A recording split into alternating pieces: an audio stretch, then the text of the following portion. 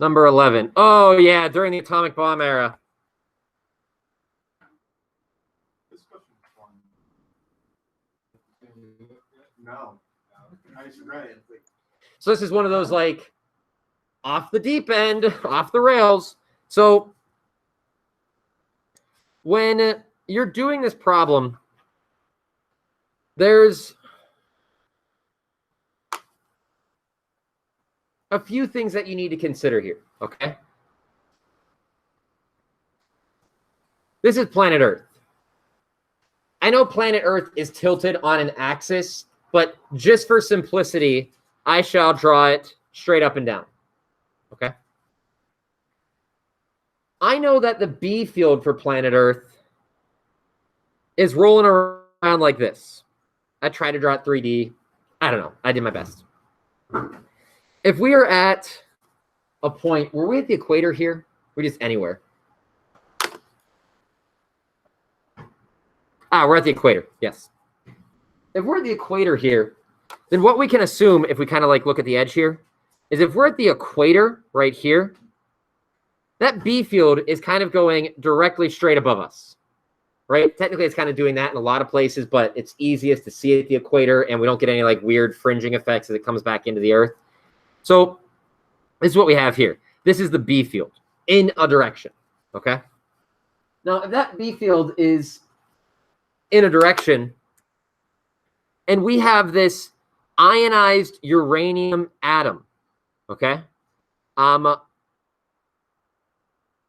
If we know that B field, and we know that this uranium atom is moving and it's encircling the Earth, well, there's two things we can think about.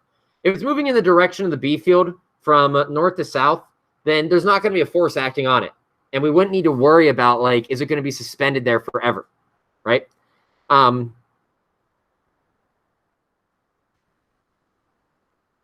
Yeah, so if we're orbiting the Earth, then what we can say here is that this uranium, like, we can think about it driving into the page here, like this with some velocity, or out of the page, whatever, right?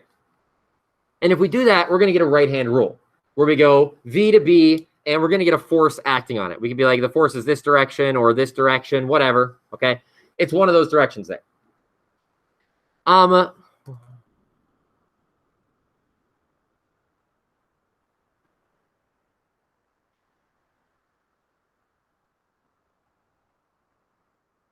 If we're looking for a speed in order to do this, and technically, if we're looking at this, we actually do want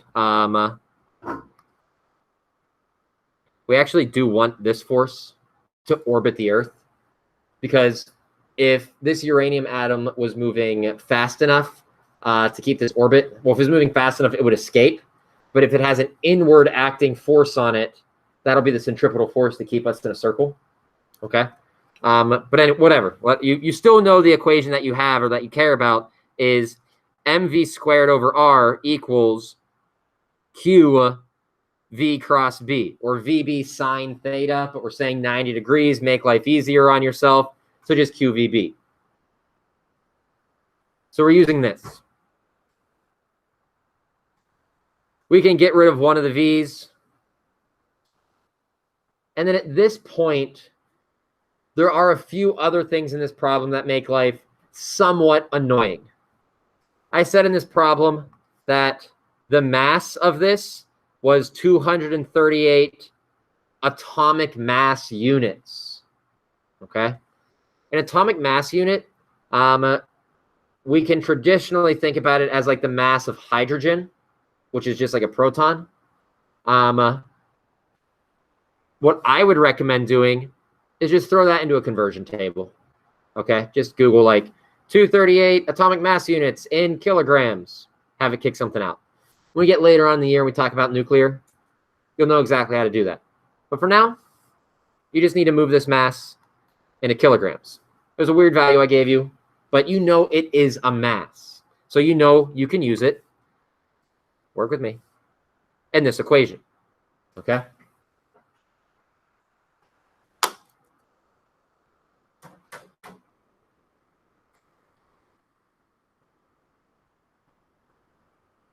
Now, the other tiny little thing is that whenever you're doing this value of R, and this is something from last year, this uranium, well, I also give you Q here. I just say Q equals E.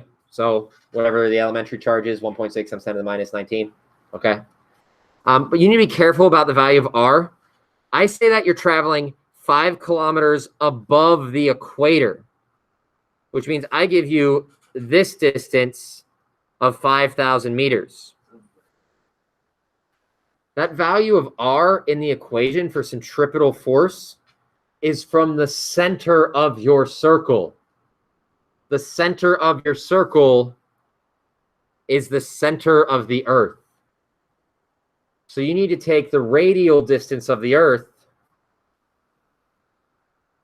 You need to take radius Earth and then add 5,000 meters to that. It's not going to be a big change, but it's a change. Be careful. Okay. As to the second part, so like once you have values for mass, you've got values of Q, you've got a value for B, you've got a better value of R, you're going to go solve V. And just like that, the magic has taken hold. Okay. The second part of this problem is slightly more last year than this year. For the second part of the problem, it asks, can you ignore gravity? And in terms of can you ignore gravity, what you're asking yourself is, what is the centripetal force created by gravitational attraction? And if you recall from last year, that force due to gravity is GMM over R squared. G being the universal gravitational constant, M being a mass of the Earth, M2 being the mass of the particle, divided by R squared, which is that full radius of Earth plus the 5K. If you just do that real quick with the force due to gravity, that GMM over R squared, and you compare it to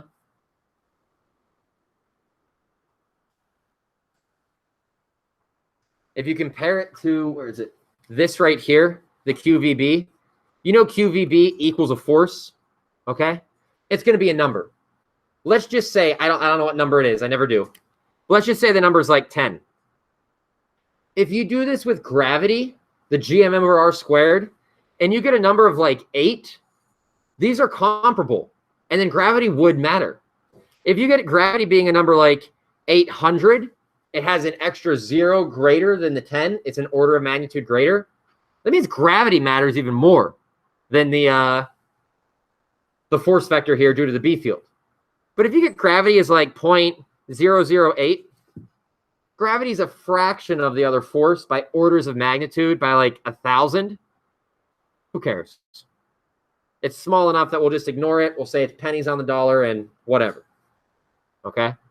As to what those numbers are, you got to grind those out. But that is how you approach that problem. Okay? If you got to that problem just to here with the pink, mv squared of r equals qvb, then you did a great thing. You were on the right track on that problem, because that's how that problem wants to be set up. I'd give you wonderful partial credit on it, and then I'd say, why don't you think about this? And if you're sitting in a college, you could be like Kyle and be like, where's my stick? Hey, wake up, old man. I need help on this. And then I'll sluggishly become awake and help you out. Okay?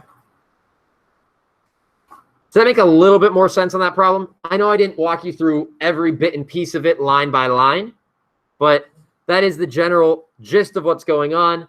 Make sure you look at some conversions there, and just be careful with what's happening. Okay? Hey, what's up? I was gonna say for the second part of the problem where you have to see if you can ignore gravity. I was gonna say, could you set it up? QVB equals G M1 plus M2 over R squared. Could I set it up as QVB equals GMM over R squared like that? Yes. Or would it be better to just solve them both separately? So what you could do if you were doing that, I think it's better to set them separately. Okay. Because what's actually going to happen is these aren't equal to each other. The force has some amount, and then the gravity has some amount. Oh. What you could prove if you wanted to prove things is you could say, I know Q, I know V, I know B. I know M, I know R squared, I know G. You could say something like Earth would have to be this big to have an impact. And if you find that your Earth is like times 10 to the 30th kilograms, what you're saying is that Earth is the mass of the sun, which it is not. So that's like one way you could kind of do it, but I don't like doing it that way because this kind of gets into some weird things, especially because this velocity was in a way, well, never mind, it wasn't. So you could do it that way. You could make that argument. Okay. I think it's easier to just look at the different numbers and say, look how much bigger this one is. Like my bank account has $1 billion in it. Brett's bank account only has $1 million. Ha ha ha! What a peasant. True. Sad. Okay. So what would that mean for if the gravity was like?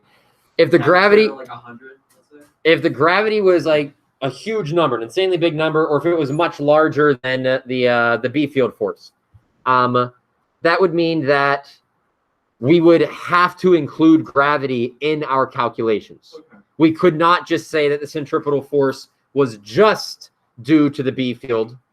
Because remember, last year, when we talked about centripetal forces, it doesn't have to be just one force. It can be the sum of the forces acting inward. So the B field is one thing that could do it, but gravity is the other. Now, do I have to consider gravity? Is it close enough that I have to think about that too? Maybe.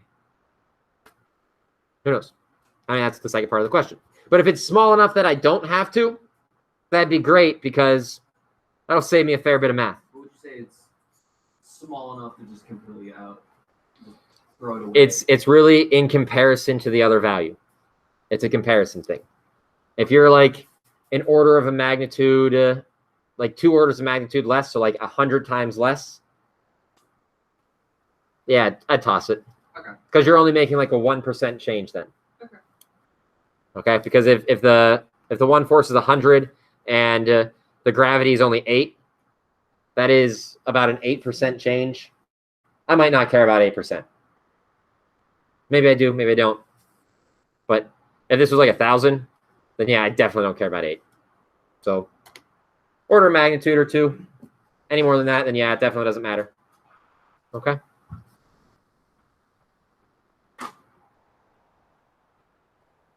Other questions that we've got, Damon. Go over magnetism problem 10.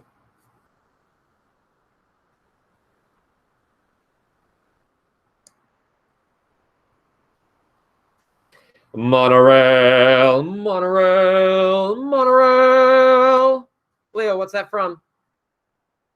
The Monorail song.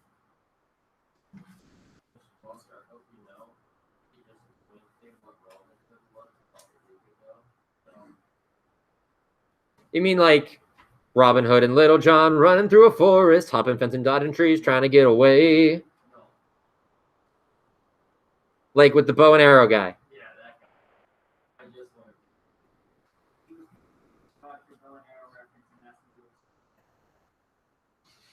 Next year, I will ask my students, does everybody know who Robin Hood is? No, gotta that's ask not that fair. first. And then I will say,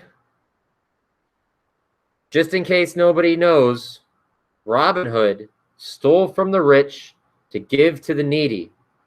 And his favorite weapon was and then I'll do one of these because everybody's heard of Robin Hood, and the class will say, bow and arrow, just like that. All of a sudden, you've all become old workers at the DMV. And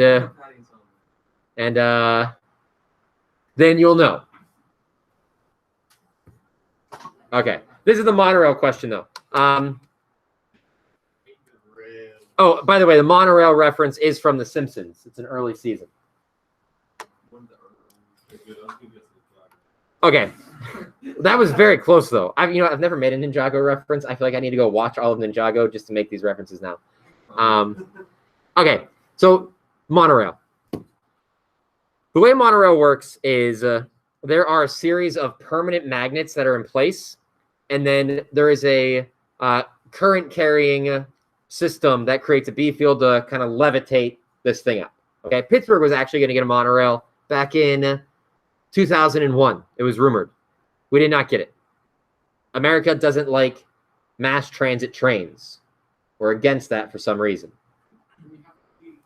We've got the T. Anyways, so here's what's going on here. It's like 3 places. Here is my picture of a monorail. You may recognize it as a free body diagram, okay? This monorail is going to be pulled down due to gravity. It's pulled down by a weight. That's equal to mg. I think Welsh may have written this last year as FG. Okay, I write it as weight because that's what it is. That's the monorail's weight, okay? I think the monorail had a mass of 2,500. So when you multiply it by 10 or 9.8, if we're being specific, this gives you a value of around 24,900 newtons or something like that. Okay? Ish. I don't know. I get it. My Google Drive is full. Please leave me alone. Okay. Now, if the monorail is floating, that means that the net force on the monorail is 0, which means that something is pushing this monorail back up with some amount of force. Well, this is due to that current carrying wire, okay? And we know the force due to a current carrying wire is going to equal I L cross B. We're going to assume things are perpendicular, so you won't have to do ILB sine theta. It will just be ILB. But if we call one of these forces positive, the other one will be negative. And when we add them together, because that is what this summation means, it means to add them together, what we're going to have is the current force, or the Laplacian force, ILB, minus the weight, whatever that number is, it's like 24,000 something, that has to equal 0. And I think in this problem, I might give you some of these B fields, or I might give you something else. I can't remember.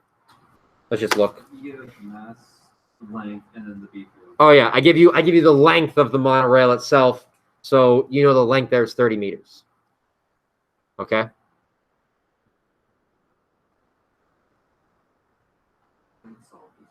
I graded him last night. He did good. Oh, I was right. Mhm. Oh, epic. Sorry, I was practicing. Yeah, I don't know if anybody caught this. I graded a bunch of stuff last night. You can check your scores and whatnot. So, let me know. Are the magnetism problems going on in the first time? Doesn't really matter. We do things by semester, so honestly speaking, probably second.